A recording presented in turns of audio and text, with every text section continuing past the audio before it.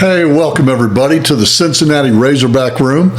Welcome to another edition of Star Power Baseball. And in this series, we're going to discuss something that all of you have been asking me to do, and that is talk about the rule book, taking it from the very beginning of the rule book all the way through the end of the rule book.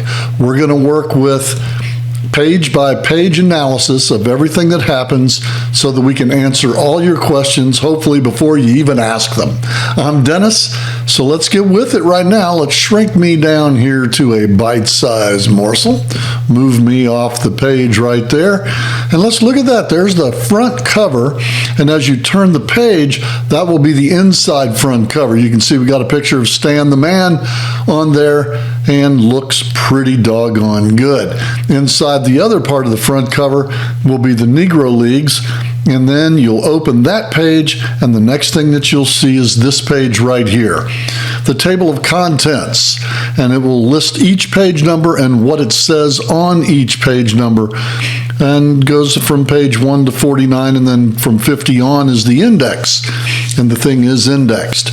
Well, today we're going to start working with page 1, and page 1 is the introduction of Star Power Baseball.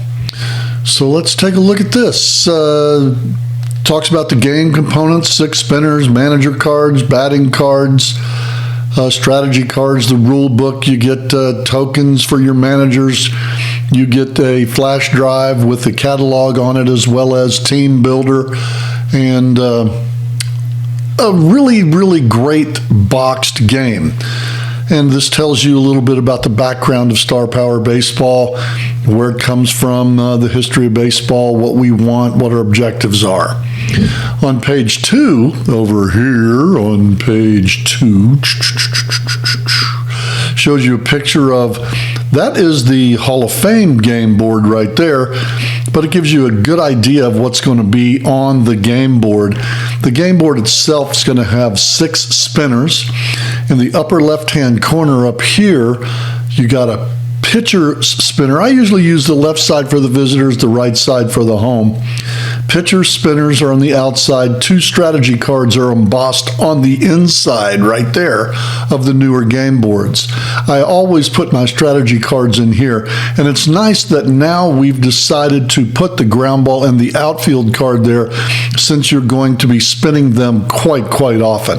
The bottom will have batting cards right here, and as you can see, that has 2 batting cards that you can just sit around and play with all you want to do. They don't come off the board.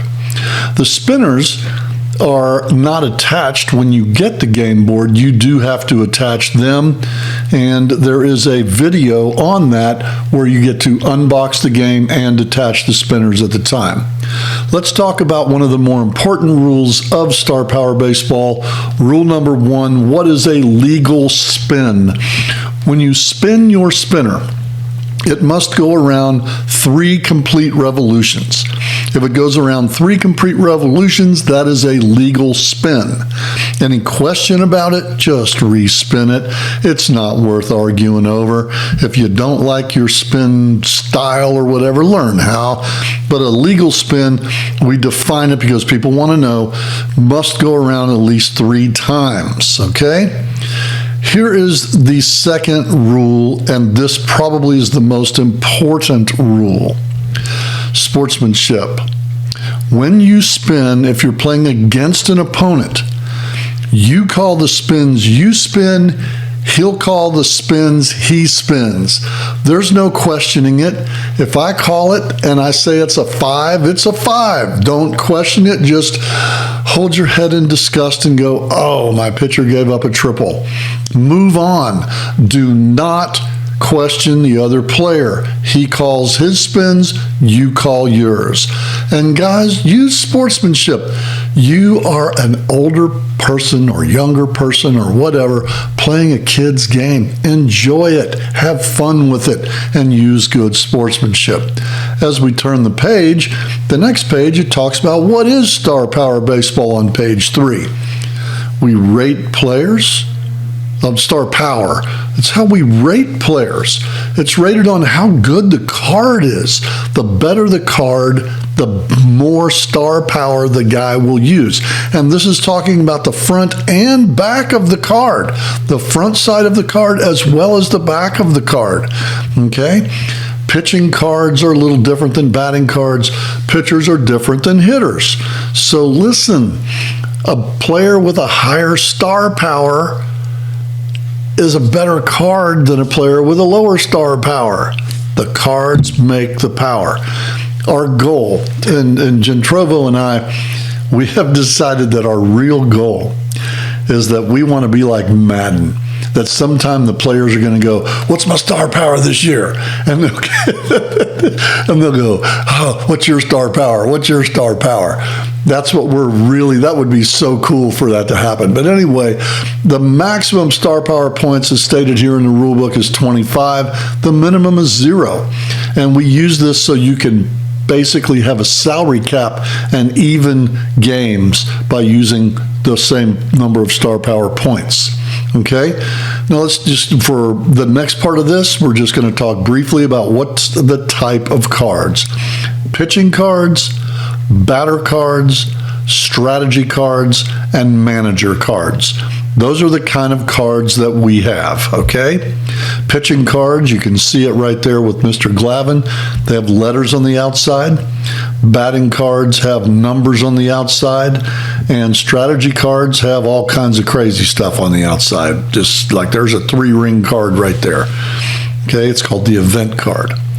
There are 2 types of card used for players, pitchers and batters. They're either based on the career of a batter or a single season time frame of a batter or a pitcher, either one. Usually the single season cards will not have a picture on them, but sometimes they will. And when they do, the star on the card will be blue. Okay? Players for lifetime cards will have either a white or a gold star if they're American Major League Baseball players. If there are other organizations, Japanese, something like that, may have a different color star, as is managers, the same thing. Okay, but 2 basic types of cards. Batting cards that are batting and pitching cards that are lifetime, batting and pitching cards that are single season time period cards. Those are your basic types of cards. Okay? These are standard batting cards. They're part of the strategy cards that you can use. And then this is the 3 card. Whenever your batter spins a number 3, you'll use this set of cards right here. And holy cow, is it fun. It's just like it will say on your batting key, what just happened? And you'll be excited about what just happened. And that basically covers the types of cards that we have. Here you see a single season card right here, and this is also a single season card. These don't have pictures on them. And all the single season cards that are on teams, like this is Johnny Bench from the 1975 Reds, doesn't even have a star power rating. Most of those we haven't rated for star power, and so don't use them in a cap game. Like if you have a salary cap game, don't use the single season from that. Use the ones that are rated so that you can do it. Here's a Lou Gehrig from 1927. He's got 2 respins, SAC 3L 32, shows the team that he was on, how many RBIs and home runs. He's a 1B 44. We're going to talk about all that on future episodes of the rule book on Star Power Baseball.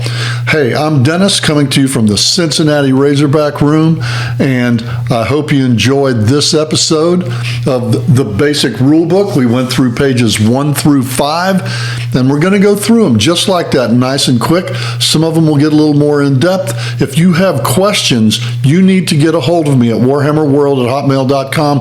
And those of you that have the game, almost all of you know my phone number. So you can call me, you can contact me. I'll be glad to work with you and tell you a little bit more about the rules. But today, basic intro on the rule book, pages 1 through 5. Next episode, we'll start on page 6. So until then, remember this.